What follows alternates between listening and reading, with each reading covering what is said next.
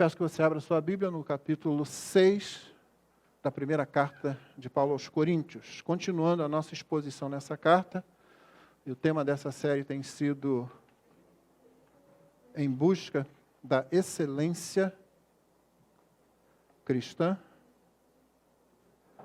Nós vamos ler apenas um versículo, o versículo 12. E o tema da nossa mensagem de hoje é os limites da liberdade cristã. Os limites da liberdade cristã, 1 aos Coríntios, capítulo 6, versículo 12.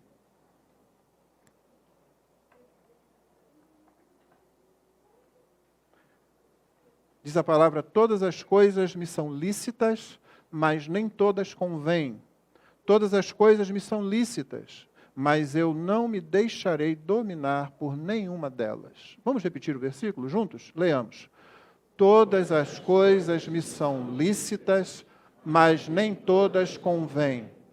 Todas as coisas me são lícitas, mas eu não me deixarei dominar por nenhuma delas. Essa é a palavra de Deus. Irmãos, nós vivemos numa época de slogans. Você conhece vários deles. Alguns são bastante interessantes. Por exemplo, ninguém é dono da verdade. Você já deve ter ouvido isso. Um outro, particularmente, que eu gosto muito. Siga o seu coração. E um bem recente agora, muito em voga, e que será o tema da nossa próxima mensagem na sequência da carta, só que eu vou fazê-lo em termos de interrogação, uma interrogativa e não uma afirmação, como se faz aqui, é esse: meu corpo, minhas regras. Não confunda slogans com ditados. Ditados são outras coisas. Esses aqui são slogans. O que há de errado com slogans? Na verdade, eles podem ser bons, eles podem ser ruins, e eles podem ser bons, mas serem mal aplicados. O uso pode ser equivocado. Um slogan, como você viu, é uma expressão curta e fácil de memorizar. Siga o seu coração, olha só que beleza. Mas o problema está justamente aí. O principal problema deles é que eles contornam o processo intelectual. Eles apresentam a conclusão já prontinha para você, sem apresentar o modo como se chegou até lá. Muitos slogans, se examinados bem de perto, eles vão se mostrar ou vazios, ou contraditórios e até mesmo perigosos. Por exemplo, ninguém é dono da verdade. É contraditório. Porque se isso for verdade, a pessoa que está afirmando isso não pode estar falando a verdade. E, portanto, a frase dela, para ser verdadeira, tem que ser falsa. Você notou? A falácia é contraditório. Siga o seu coração. É perigoso. Para a maioria das pessoas ao nosso redor, isso parece muito interessante e bonito, mas a Bíblia alerta que o nosso coração é enganoso e desesperadamente corrupto. Então, se você segue seu coração, você está num caminho de morte, com certeza. Provérbios alerta que há caminhos que aos homens parecem ser bons, mas no seu fim você encontra morte. Meu corpo, minhas regras. Ele é simultaneamente vazio e é perigoso.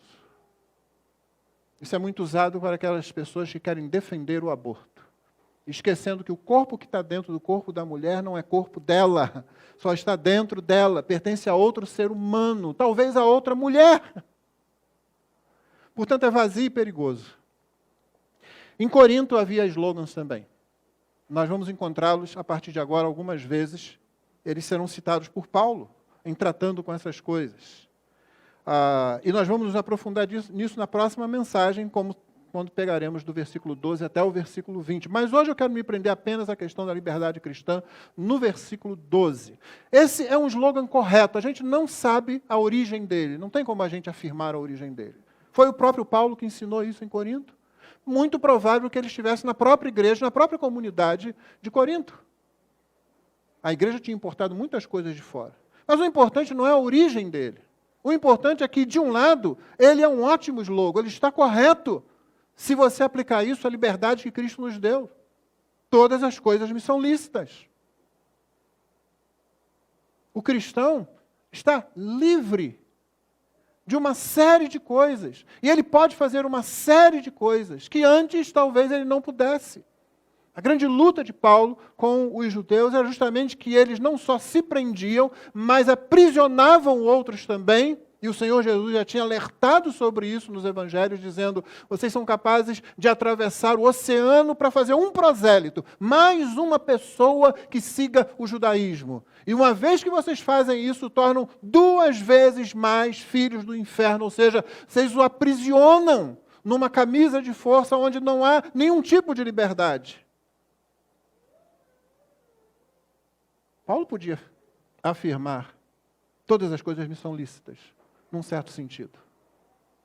Mas o problema aqui é como os coríntios talvez estivessem usando isso. Se foi Paulo que passou para eles, quando apresentou a libertação da lei, por exemplo, então eles agora estavam fazendo uso errado.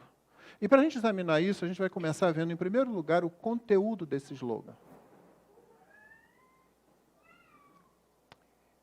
Ele pode falar de liberdade em Cristo. Esse é um tema caro para o Novo Testamento. Liberdade em Cristo. Nós somos livres. E é preciso compreender a natureza dessa liberdade. Ela é mais ampla do que muitos de nós pensamos. E há muitos cristãos ainda que vivem, na verdade, numa espécie de catolicismo evangélico. Eles ainda acham que eles precisam fazer alguma coisa para agradar a Deus. Eles acham que eles precisam ganhar a simpatia de Deus pelo modo como fazem. Muitos cristãos se sentem culpados em relação ao seu relacionamento com Deus quando, por exemplo, não oram como deviam durante a semana, não leem a Bíblia como deviam durante a semana, não vêm à igreja para participar do culto público. Eu não quero que você se engane aqui, não. Você deveria se sentir culpado, sim, mas não no que toca ao relacionamento com Deus, que não muda. Uma vez que você é salvo, a atitude de Deus para com você nunca muda. Na verdade, essa atitude nunca mudou desde antes de você foi salvo, quando Ele escolheu você lá na eternidade, e não havia nada em você, e não há nada em você, e não haveria nunca nada em você que fizesse com que Deus se inclinasse para você. Mas por causa dEle mesmo, dentro dEle, você encontra as razões de porque Ele me escolheu, de porque Ele escolheu você. À noite nós vamos examinar Isaías 53, e você vai ver aquele texto fantástico que tem lá, dizendo que Ele vai olhar para o fruto do penoso trabalho de suas mãos e ficará satisfeito. Qual é o fruto do penoso trabalho do servo do Senhor, do Messias, do Cristo? Eu e você, olha só. Que frutinho podre esse, né? Que frutazinha esquisita essa. Mas Jesus chega com isso e diz: Pai, olha o que eu ganhei.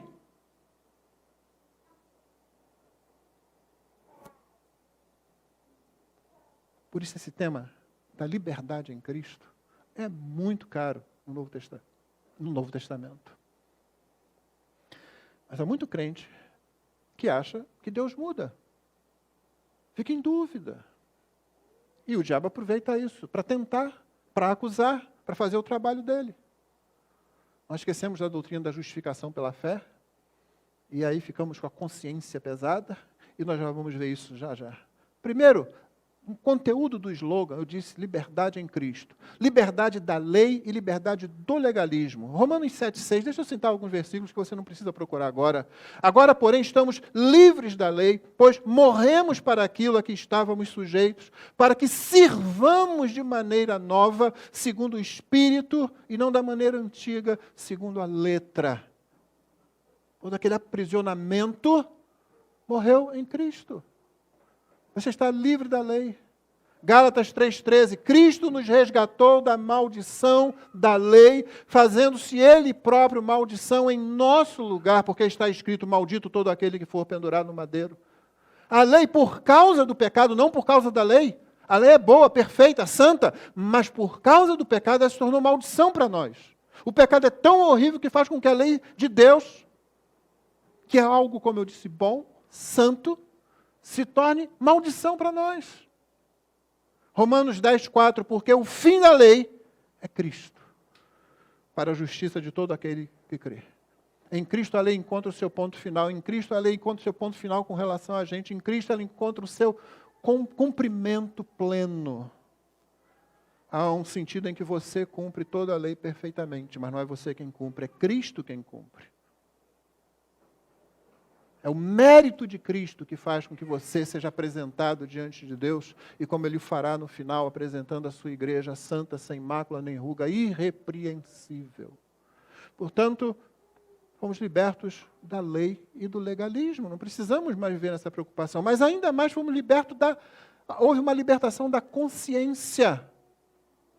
1 Coríntios 4,4, porque a consciência não me acusa de nada. Você se lembra, já passamos por esse texto, Paulo estava falando a respeito do ministério que ele exercia, ele dizia, a consciência não me acusa de nada, mas nem por isso me dou por justificado, pois quem me julga é o Senhor. A ideia aqui é que aquele que cumpre a vontade de Deus e sabe que Deus o salvou, ele tem a consciência limpa diante do Senhor, mesmo sabendo que ele é imperfeito. E que o juízo de Deus vem junto com a cruz de Cristo. Eu me lembro aqui de Lutero. Lutero se confessava várias vezes, no mesmo dia. Muitas vezes voltando ao seu confessor, a ponto de um momento lá o confessor ficar tão cheio daquela situação que ele disse, Lutero, comete um pecado de verdade, por favor. Você vem aqui confessar coisas pequenas, adultera, mata o seu pai, faz alguma coisa assim digna de você vir confessar. E Lutero respondia para ele o seguinte, mas um pecado só, um único que seja, por menor que seja, não é suficiente para me colocar no inferno o resto da eternidade? E aí o confessor tinha que admitir, bom, você tem um ponto aí realmente. S. Sproul, no seu livro A Santidade de Deus, chama isso de a insanidade de Lutero. A loucura de Lutero, porque ele vivia atormentado por isso. E ele estava certo. Mas aí ele descobriu, na Bíblia, que o justo vive pela fé, que é justificado pela fé. E isso traz paz. Romanos 5,1, justificados, pois, mediante a fé, temos paz com Deus por meio de nosso Senhor Jesus Cristo. Ou seja, Deus não tem mais nada contra você. Então, embora nós tenhamos sido libertos da lei, não precisamos cumprir a lei, porque nunca poderíamos cumpri-la de qualquer forma. Cristo é o cumprimento da lei para nós. A consciência muitas vezes fica manchada quando a sua vida apresenta aquela luta que todos nós temos contra o pecado que ainda habita em nós. E é preciso que a gente lembre, a gente foi justificado por causa de Cristo Jesus, mediante a fé nele, e nós temos paz com Deus. Isso não pode mais ser mudado. Deus não fica de bem com você e depois fica de mal. Não é igual aquelas crianças no colégio, né, que bota o dedinho lá e troca, estou de mal. Deus não tem caprichos. Uma vez que você é justificado para sempre. Isso não muda, a justificação é um status, é uma posição diante de Deus na qual Ele declara que você é inocente, você é justo. Porque Cristo se tornou a injustiça, Cristo levou a culpa, Cristo se tornou o culpado em nosso lugar. Quanto à consciência ainda, Hebreus 10 diz o seguinte, portanto, meus irmãos, tendo ousadia para entrar no santuário, pelo sangue de Jesus, pelo novo e vivo caminho, que Ele nos abriu por meio do véu, isto é, pela sua carne, e tendo um grande sacerdote sobre a casa de Deus, aproximemo-nos com um coração sincero, em plena certeza de fé, tendo o coração purificado da má consciência e o corpo lavado com água pura. Quando nós nos aproximamos de Deus, mesmo que você tenha ficado uma semana sem orar, aproxime-se com uma consciência livre, limpa. Eu sei que isso vai ser difícil. Porque você que chega diante de Deus assim com aquela cara, né? E Senhor, faz uma semana que eu não falo com o Senhor. Deus iria responder, o Senhor Jesus responderia, faz uma semana que eu continuo andando com você, seu sem vergonha. Mas você se aproxima de Deus com confiança, busca arrependimento, confessa e abandone o pecado, deixe o amor de Deus fazer por você o que fazia por Paulo, constranger você. O amor de Cristo nos constrange, e diante do amor de Cristo você fica lá, que tolo sou eu, trocando a comunhão com Deus por outras coisas, trocando a comunhão com a igreja de Cristo por outras coisas, me perdendo nisso, me enfraquecendo nesse processo. Nós fomos libertos em Cristo. Esse é o conteúdo do slogan. Se ele foi criado por Paulo, ou se Paulo utilizou em Corinto, esse era o sentido que Paulo estaria dando. Liberdade em Cristo, liberdade da lei, liberdade do legalismo e liberdade de consciência também. O segundo ponto, o uso errado desse slogan em Corinto. Todas as coisas me são lícitas, significando, então posso fazer qualquer coisa. Como nós gostaríamos disso, né? Liberdade para fazer o que a gente bem entende. E tem um pessoal que usa aí aquela velha expressão, uma vez salvo, salvo para sempre. Ela tem dois problemas. Um problema é porque essencialmente ela está correta. Se alguém realmente é salvo, não tem como se perder. Cristo não deixa, ninguém arranca das mãos dele. Isso é verdade, isso nos abate, isso nos humilha. Mas o outro problema do uma vez salvo, salvo para sempre, é que essa expressão assim torna-se um slogan que passou em volta, que contornou o processo teológico, o processo doutrinário, o processo escriturístico, bíblico, para se chegar a essa afirmação e apresentou para você, uma vez salvo, salvo para sempre. Pode fazer o que quiser. Viva do jeito que você quiser. Tranquilo, está garantido. É por isso que os slogans são problemáticos. Que, na verdade, como Tessalonicenses nos informa, o Deus que determina o fim, determina os meios também. Nós somos salvos, diz Paulo aos Tessalonicenses, pela pregação do Evangelho, mediante a santificação. E Hebreus vem nos acudir e dizer, sem santificação, ninguém verá o Senhor. O crente é aquele que santifica. O céu, o estado eterno, não é apenas um lugar onde você pega uma pessoa e a joga lá. Se você pegar um ímpio, uma pessoa que não crê em Cristo, e jogá-lo no céu, ele vai detestar aquilo. Aquilo vai ser ruim para ele. Ele não ama aquilo. Não pense que o céu é uma grande aposentadoria num lugar muito bonito em que você vai aproveitar a vida. O céu é o lugar onde aqueles que amam a Cristo querem Cristo acima de qualquer coisa, inclusive do céu. Porque céu é Cristo. Nós amamos a Cristo, nós queremos a Cristo. Se você não quer Cristo aqui, você não tem prazer na pessoa de Cristo, não tem prazer na comunhão com Cristo junto com os irmãos, como você vai ter prazer no céu, vivendo com os irmãos e com Cristo?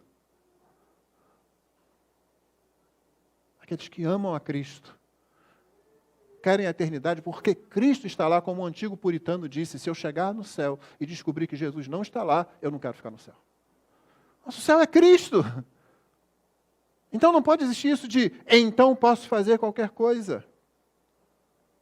Sempre que conclusões são apresentadas sem que se observe o processo intelectual, ou teológico, ou bíblico, é preciso parar, pisa no freio, volta alguns passos para você ver se aquela conclusão não é sem sentido, não é contraditória em si mesma, e se ela não está oferecendo perigo. Essa expressão, todas as coisas me são lícitas, se compreendida como, então posso fazer qualquer coisa, ela é tudo isso. Ela não tem sentido, porque você foi salvo por um Cristo que é santo, que pagou um alto preço de justiça na cruz. Ela é contraditória, eu posso fazer qualquer coisa, fazer inclusive as coisas das quais Cristo vem nos libertar e nos liberta, e a gente volta para lá, Romanos 6 basicamente trata disso. E ela certamente é extremamente perigosa, porque os que pensam assim estão a caminho da eternidade sem Cristo, ou como dizia um antigo diácono que me instruiu quando eu cheguei na igreja, estão indo a passos largos para o inferno. Já tentou fazer essa imagem mental de passos largos? Aquela pessoa que está se apressando e dando passos largos porque ela está indo rápido. Você não consegue dar passos largos andando devagar. Para dar passos largos, você tem que ir mais rápido. Tem que ter impulso, tem que ter velocidade. Era isso que aquele irmão queria dizer. Indo a passos largos para o inferno. Então oferece grande perigo. Você pode pegar qualquer doutrina da Bíblia e usá-la equivocadamente, como esse pessoal estava fazendo com esse slogan lá. E produzir uma falsa liberdade. Há algum tempo colocaram um outdoor, já faz bastante tempo, graças a Deus não vi mais isso, para defender o casamento entre pessoas do mesmo sexo, e colocaram lá um trecho da Bíblia completamente arrancado do seu contexto. Né? Não há lei contra o amor. Contra o amor, não há lei. Você pode fazer qualquer coisa, principalmente quando a palavra é amor, que geralmente não se define segundo 1 Coríntios 13, capítulo a qual nós vamos chegar, se Deus assim permitir, para verificar que amor descrito em 1 Coríntios 13 não tem absolutamente nada a ver com esse conceito de amor que anda ao redor. Então, quando você usa mesmo a doutrina, mas usa equivocadamente, como diz a Escritura, para parafrasear a Escritura, eu diria, você está usando para a sua própria condenação. Terceiro e último ponto, a resposta que Paulo dá a isso, ele faz isso em 2 tempos. Ele apresenta limites à liberdade cristã. E os 2 são o seguinte: edificação, você pode lembrar dessa palavra, os 2 limites que Paulo coloca ali como resposta a esse mau uso do slogan. Nós já vimos que o conteúdo do slogan pode ser bom. Paulo pode ter usado aquilo para dizer: nós fomos libertos da lei, fomos libertos do legalismo, nossa consciência está livre e nós podemos ir sempre para Deus. Que maravilha! Mesmo quando você comete um pecado, você pode retornar ao Senhor. Você não precisa de um intermediário, você não precisa de um sacerdote, porque nós já temos um grande sumo sacerdote diante da casa de Deus. Nós vimos o uso errado desse slogan, que abandonou esse conteúdo, se fosse esse que Paulo estivesse dando ali, para simplesmente dizer: bom, eu sou salvo para sempre, eu estou garantido, eu posso fazer o que quiser, todas as coisas me são lícitas. Então Paulo responde isso, é o nosso terceiro ponto aqui, apresentando dois referenciais que servem de limite à liberdade cristã. O primeiro, edificação. O segundo, você pode guardar a palavra escravidão. Edificação, com o sentido de aquilo que convém, aquilo que é proveitoso, é isso que a palavra significa. Todas as coisas me são lícitas, mas nem todas convêm.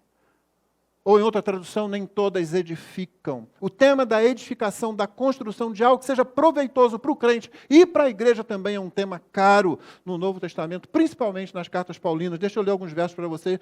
Apenas 4, tem outros, mas ia ficar citando aqui muita coisa. Eu vou citar 4 aqui na própria primeira carta.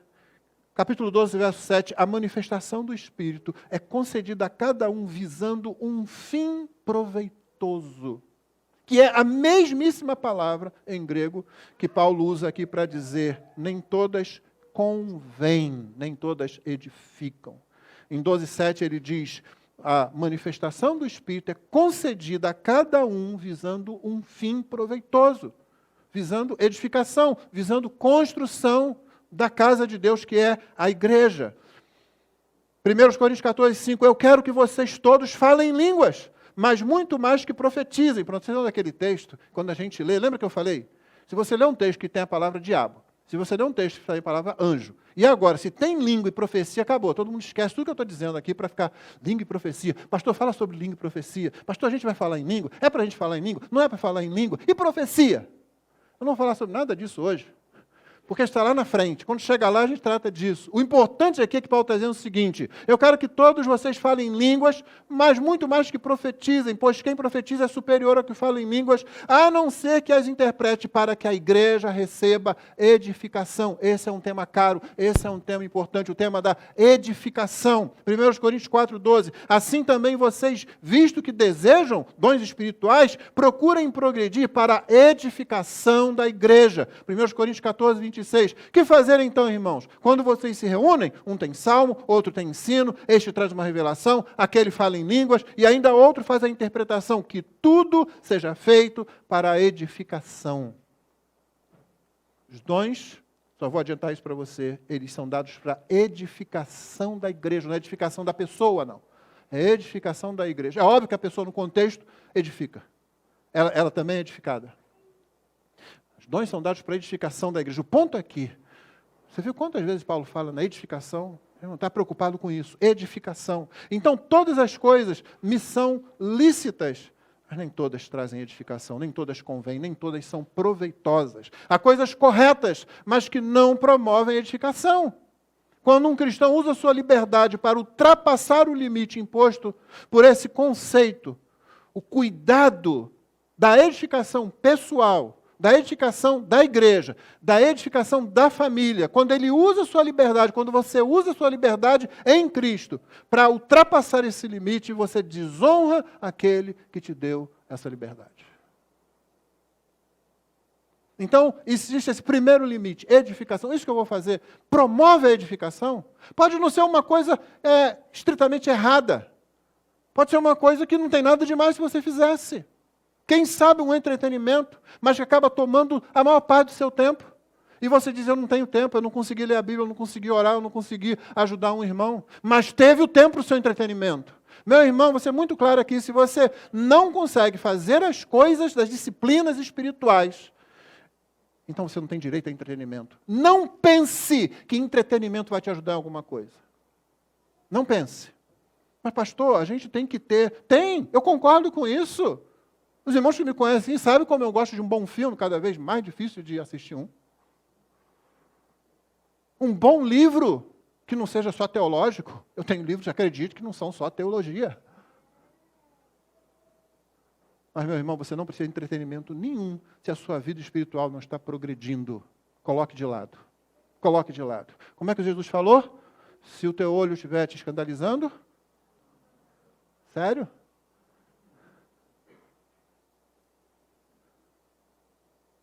Se qualquer coisa se interpõe entre você e o Cristo que te libertou, aquilo tem que ser arrancado da sua vida. A figura que Jesus usa é intencionalmente grotesca.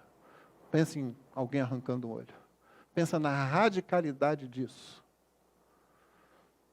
Então, se você é muito cultural, e nós crentes, olha só que perigo. Crentes, batistas, reformados. E o pior, nós ainda somos batistas bíblicos.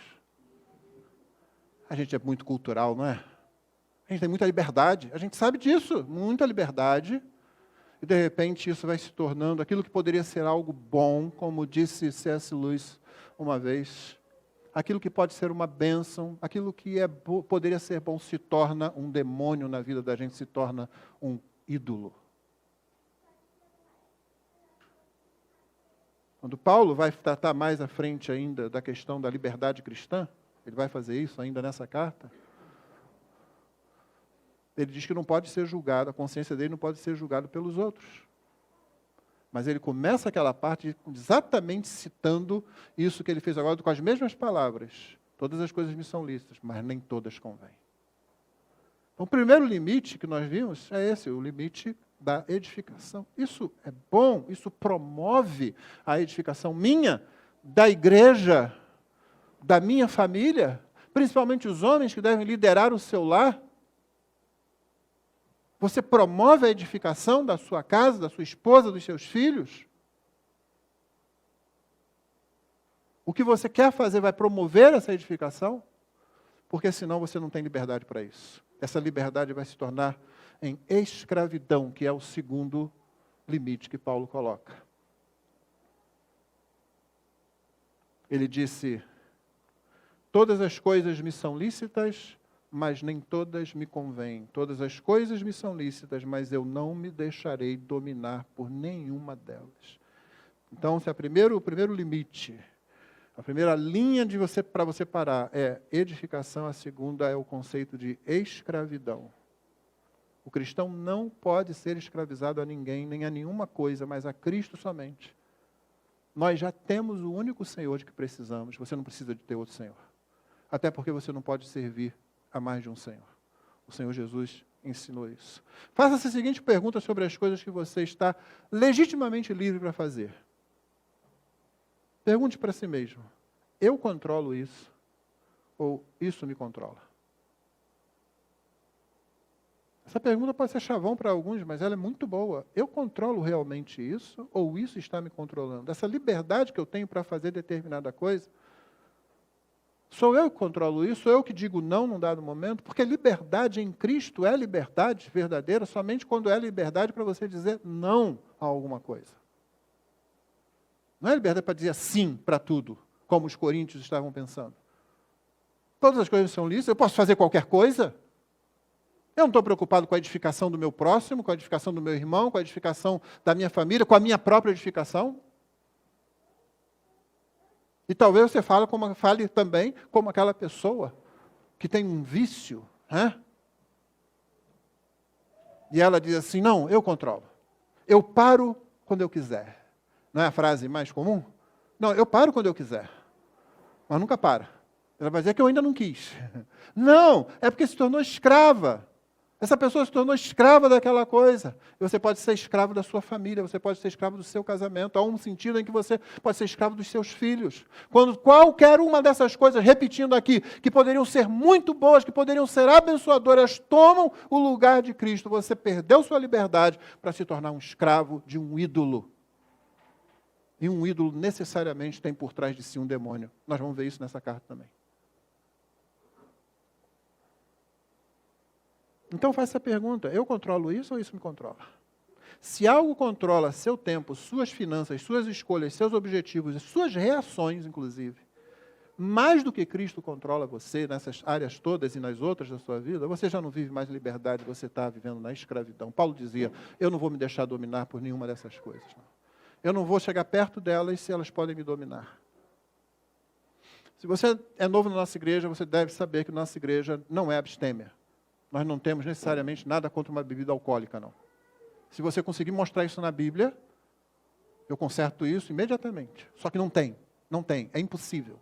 E eu não tenho autoridade para proibir o que Deus não proíbe. Eu conheço todas as argumentações que levantam, todas elas caem por terra. Inclusive, vamos ver isso na sequência de 1 Coríntios. Mas se alguém se embebeda, se tornou escravo daquilo, que poderia ser simplesmente, como diz Provérbios, o vinho que alegra o coração dos homens. Mas agora, se você se torna escravo, se você se embebeda com aquilo, ou se você usa aquilo de forma imprópria, não tendo misericórdia de outras pessoas mais fracas ao seu redor, então você peca. E você é digno de disciplina. Então nós somos livres. Somos livres. Principalmente somos livres para dizer não a certas coisas. Concluindo, Paulo vai voltar a esse tema da liberdade, como eu disse, no capítulo 10. O contexto ali será o das decisões que nós temos que tomar diante de outras pessoas. Lá, estritamente falando, sobre coisa oferecida a ídolos. Coisa oferecida a ídolos. Paulo diz, você pode comer. Tem uma situação em que você pode comer, tem uma situação em que você não vai comer. Mas eu vou deixar você em stand-by, em suspense, até chegar lá. Então, o contexto lá é das decisões que nós temos que tomar diante de outras pessoas quanto ao que fazemos ou deixamos de fazer e como isso vai impactar nossa vida, a vida de crentes, a vida de não crentes e principalmente a honra de Cristo. A questão nunca é, irmãos, como você vai ficar na fita.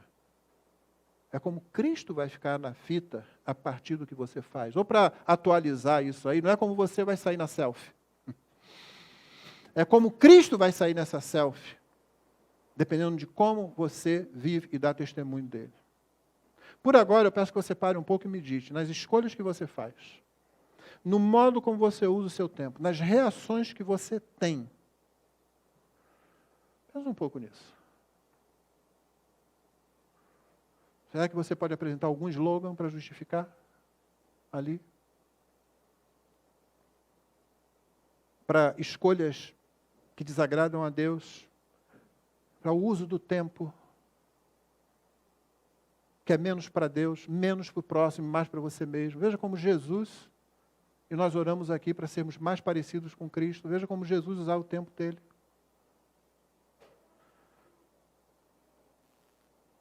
As reações, como é que você reage às coisas. E eu não estou falando daquela reação rápida, repentina, que você não pensou direito, aquela que você pode se desculpar logo depois. Eu estou falando de um modo de reação que se torna uma característica, uma marca em você. Pense um pouco nisso. Gálatas 5,13 diz, porque vocês, irmãos, foram chamados à liberdade, mas não usem a liberdade para dar ocasião à carne, pelo contrário, e aí Paulo dá o remédio, sejam servos uns dos outros pelo amor. Você quer resolver esse problema? Tem uma forma prática. Busque servir. É por isso que já há muitos anos eu ensino essa congregação a não dizer simplesmente, eu sou membro da Primeira Igreja Batista Bíblica. Diga, eu sirvo na Primeira Igreja Batista Bíblica. Como se fosse um quadro pendurado na parede para você olhar para ele várias vezes e dizer, eu sou um servo, eu sou um servo, eu sou um servo. Irmão, nós fomos feitos para adorar. Portanto, você vai adorar alguma coisa, você já sabe disso. O coração humano busca alguma coisa para adorar. E você vai adorar alguma coisa. Isso não mudou com a queda. O problema é que depois da queda você vai buscar alguma coisa que não é o Criador, é alguma coisa na criação. Talvez você mesmo. Você foi feito para amar. Você não foi feito para ser amado, primariamente. Como que você se parece mais com o Senhor Jesus? Quando você ama ou quando você exige ser amado? Quando você exige ser amado, você se parece mais com o Baby Sauro. Lembra do Baby Sauro? Os mais antigos vão lembrar. Você tem que me amar, você tem que me amar, você tem que me amar. Você se parece mais com Jesus quando você ama. Inclusive, quando esse amor é rejeitado por aquela pessoa a quem você ama. Seu irmão, seu parente, seu cônjuge.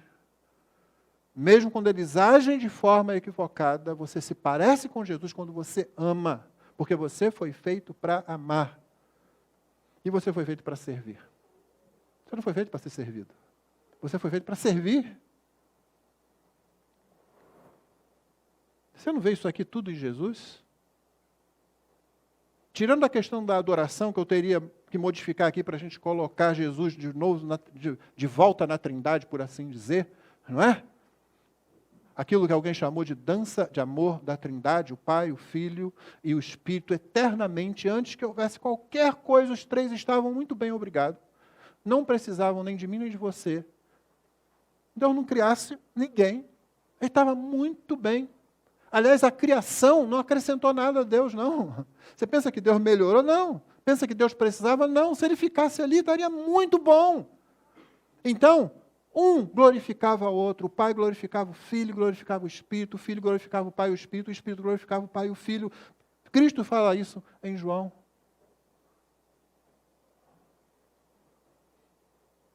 Cristo ama. Deus prova o seu amor para conosco em que Cristo morreu na cruz, sendo nós ainda pecadores. Deus amou muito de tal maneira que deu seu Filho unigênito para que todo aquele que nele crê não pereça, mas tenha vida eterna. O nosso Deus é amor porque Ele ama. E Cristo serve. Foi o texto que lemos aqui no início do culto. Tenham em vocês a mesma atitude que também havia em Cristo Jesus. Que sendo Deus, não julgou ser Deus, alguma coisa a se apegar, a ficar agarrado ali, mas abre mão disso e vem como servo, e achado na condição de servo, experimenta a morte e morte de cruz. Você foi feito para adorar, você foi feito para amar, você foi feito para servir. É aí que você se encontra como ser humano, e isso aqui só acontece realmente, plenamente, na graça salvadora em Cristo Jesus. Você entende as implicações do cristianismo e da fé cristã? Entende como é isso? Porque nosso pecado não quer saber disso. Eu não quero saber de adorar, eu quero saber de ser adorado. É por isso que alguns cristãos olham para algumas coisas que acontecem na igreja e vão embora. Eu não gosto daquela música. Um amigo meu pregou sobre o ódio de Deus, doutrina bíblica. Alguém lá disse, mas tinha necessidade de pregar sobre isso? A minha resposta foi, está na Bíblia. Se está na Bíblia, prega. Há coisas que Deus odeia. Vamos falar só sobre o amor de Deus. Não, nós queremos ser adorados. Nós não queremos ser amados. Nós não queremos amar. Nosso pecado não quer amar. Amar é sacrifício. Todo mundo que ama vai sofrer de alguma forma. Cristo amou, Cristo sofreu.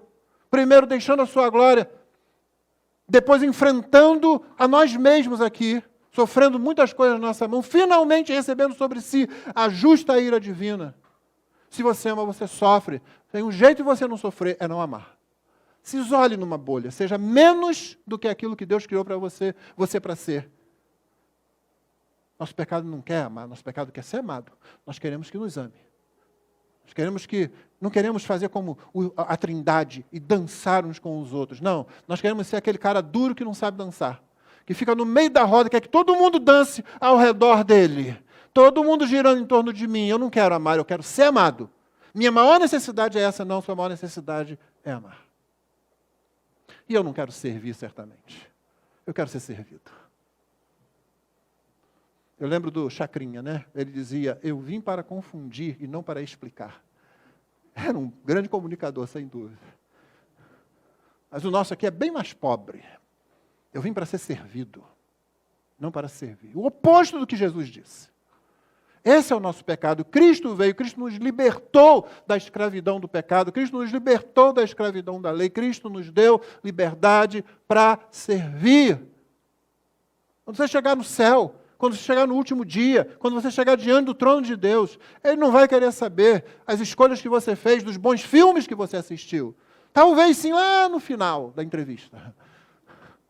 Que músicas você escolheu? Que de alguma forma, mesmo não sendo músicas de igreja, como a gente costuma falar, pelo menos expressavam a sabedoria, a beleza que há em tudo que Deus faz. Porque há músicas que fazem isso, mesmo não sendo música de igreja. Inclusive música popular brasileira. Não penso que eu estou me referindo só aos clássicos de Johann Sebastian Bach e Handel e coisas assim, não. Mas não é isso. Principalmente, o Senhor vai querer saber exatamente se você serviu. Meu servo. Lembra da parábola dos talentos? Esquecendo agora que um fez, o segundo fez e o terceiro não fez, foi colocado para fora. Lembre-se, todos eles eram servos. E o servo que cumpre bem é o servo bom e fiel. Termino com uma citação de C.S. Lewis sobre o cristianismo, porque eu perguntei, você entende as implicações do cristianismo? Porque é contra tudo isso que o nosso pecado, mesmo nós que somos salvos, mesmo nós que fomos regenerados, como a nossa irmã orou aqui na oração de confissão de pecados, você percebeu que ela descreveu em muitos momentos a luta contra o pecado? Nosso pecado não quer saber de adorar, quer saber de ser adorado. Nosso pecado não quer saber de amar, quer saber de ser amado. Nosso pecado não quer saber de servir, quer saber de ser servido. Você entende as implicações da nossa fé? Então eu termino com essa citação de C.S. Lewis. O cristianismo, se for falso, não tem valor. Se for verdadeiro, tem valor infinito. A única coisa que lhe é impossível é ser mais ou menos importante. Porque o Senhor Jesus não pode ser mais ou menos importante. Ou você está com Ele, ou você está contra Ele. Ou você ajunta com Ele, ou você espalha dele. Não tem como ficar em cima do muro. Que Deus nos abençoe. Que a nossa liberdade seja delimitada pelo modelo do Senhor Jesus, que veio para edificar e para libertar da escravidão. Vamos ficar de pé, irmãos, para a oração? Vamos orar. Pai querido, Tu que sondas os nossos corações, ajuda-nos a meditar, para ver se entendemos bem as implicações do que temos em Cristo, da nossa liberdade, e da liberdade que recebemos para servir ao Senhor, servindo aos que estão ao nosso redor. Ajuda-nos, Senhor, para que não sejamos prisioneiros de qualquer coisa que poderia ser até boa, mas que tenha se tornado um ídolo em nossa vida. Concede graça, que a Tua palavra seja aplicada, portanto, a cada um que a ouviu nessa manhã e a cada um que a vier ouvir pela mídia gravada, de modo que sejamos transformados de fé em fé, de glória em glória, à imagem do Senhor Jesus. Concede-nos a graça de ter alegria em sermos servos uns dos outros, por amor ao Senhor. Dá-nos graça com relação a isso. Abençoa-nos. Nós oramos assim no precioso nome de Jesus. Amém.